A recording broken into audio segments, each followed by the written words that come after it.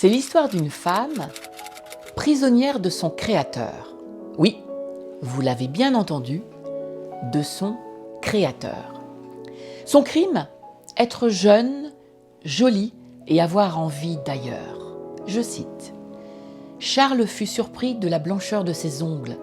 Ils étaient brillants, fins du bout, plus nettoyés que les ivoires de Dieppe et taillés en amande. » Fermez la citation. Pour une histoire qui se déroule dans une petite ville de province française, à Yonville-l'Abbaye, au XIXe siècle, avoir de beaux ongles soignés, c'était se démarquer des mains des paysans, la classe. Et là, nous évoquons les désirs d'Emma Bovary, être autre, autrement. Son autre crime, être une héroïne aux élans romantiques dans un siècle qui prône le réalisme littéraire. Le réalisme, ce n'est pas copier le réel, mais donner à voir le réel. Le réalisme est création et non imitation. Attention. Je ferme la parenthèse, ma ponctuation préférée. Et être romantique pour Flaubert, c'est passer automatiquement sous le pilon de sa plume machiavélique, sardonique, caustique, ironique. Des preuves ? Commençons par le commencement. Premièrement, si Madame Bovary donne bien son nom au titre de l'œuvre, on appelle cela un titre éponyme, ça veut dire qu'il porte le nom du personnage principal. C'est Charles, son futur mari qu'elle ne connaît pas encore, qui a l'insigne honneur de débuter l'œuvre. Les premières lignes, appelées aussi incipit, sont consacrées à son arrivée adolescent dans une classe après la rentrée. Et ça commence mal. Je cite. « Le nouveau, prenant alors une résolution extrême, ouvrit une bouche démesurée et lança à plein poumon, comme pour appeler quelqu'un, ce mot « Char Bovary ». Ce fut un vacarme qui s'élança d'un bond, monta en crescendo, avec des éclats de voix aigus. Fermez les guillemets. Deuxièmement, Flaubert brise tous les rêves d'Emma les uns après les autres, méticuleusement. Son rêve de mariage réussi, exit. J'ouvre les guillemets. Jamais Charles ne lui paraissait aussi désagréable, avoir les doigts aussi carrés, l'esprit aussi lourd, les façons si communes. Fermez la parenthèse. Le bal chez le marquis de la Vaubyessard, exit. Et pourtant, c'est un moment d'extase pour notre héroïne, gavée aux mauvais romans médiévaux, qui vient d'être exceptionnellement invitée. J'ouvre les guillemets. Elle était là, puis autour du bal, il n'y avait plus que de l'ombre étalée sur tout le reste. Elle mangeait alors une glace au marasquin, qu'elle tenait de la main gauche dans une coquille de vermeil et fermait à demi les yeux, la cuillère entre les dents. Fermez les guillemets. Mais ne vient-elle pas juste avant de cette scène d'extase de voir, alors qu'elle tournait la tête, des faces de paysans qui regardaient derrière les carreaux? Flaubert, l'homme qui ne laissait pas rêver les femmes, l'homme qui les ramène inconditionnellement à leur triste réalité. Ses amants exitent. Léon se promenait dans sa chambre.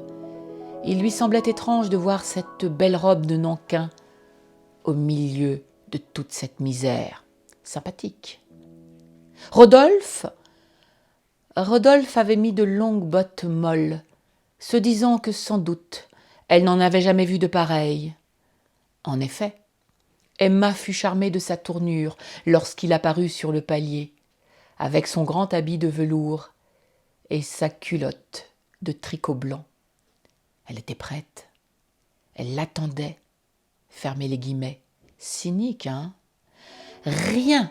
Emma n'obtiendra rien de son créateur Flaubert qu'une formation intellectuelle incomplète, faite de bondieuseries, de livres de vignettes pieuses bordées d'azur, d'extraits épars, de grands textes et de mauvais romans d'amour médiévaux. Rien que de mauvais amants, un mauvais mariage dans une petite ville de province au charme étouffant. Rien qu'une pauvre fille qui rêve sa vie au lieu de s'y mouvoir et se perd dans des lieux communs et des vieux clichés d'un temps révolu. Rien. Mais nous, lecteurs, nous avions des pistes, non ? Emma, l'homophonie parfaite du verbe aimer au passé simple, de la troisième personne du singulier. Il, elle, Emma. Action brève, se déroule sur une durée limitée, se termine mal et de façon brutale. Pauvre Emma. Charles Bovary ne laissait pas non plus présager une grande finesse intellectuelle ni une élégance racée des talons d'exception, hein ? Et sa pauvre petite fille, nommée Berthe, presque un Berck, à l'image des vomissures décrites dans les scènes où cette pauvre petite apparaît, comme une prédestination et la parfaite illustration du destin avorté de sa mère. Pauvre Berthe. Et parce que Flaubert est atroce, en plus du supplice de sa vie, l'auteur va la supplicier dans la mort.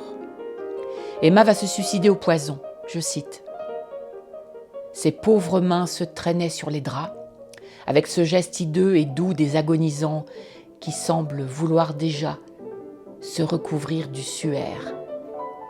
Mais aussi, sa poitrine commençait aussitôt à allaiter rapidement. La langue tout entière lui sortit de la bouche. Ses yeux, en roulant, pâlissaient. Mais c'est la voix rauque de l'aveugle qui chante dans la rue le résumé de son histoire qui la terrorise et l'achève. Et Emma se met à rire d'un rire atroce, frénétique, désespéré, croyant voir la face hideuse du misérable. Une convulsion la rabattit sur le matelas. Tous s'approchèrent. Elle n'existait plus. Emma mourra d'effroi. Très chère Emma, en ce 21e siècle, sois réactive et fière de toi. Ne permets à personne de te réduire à trépas. Incarne pleinement ta vie et ton corps, ou un autre à ta place le fera. Muscle tes neurones par de belles et complètes lectures. Ton esprit te remerciera. Respire pleinement hors des carcans qu'on te proposera. Et comme tu le fais si bien déjà, en cas de blues, un petit tour de shopping te ravira. Quoi qu'il en soit, ma chérie, sors des pattes de Flaubert, c'est un littérateur pervers.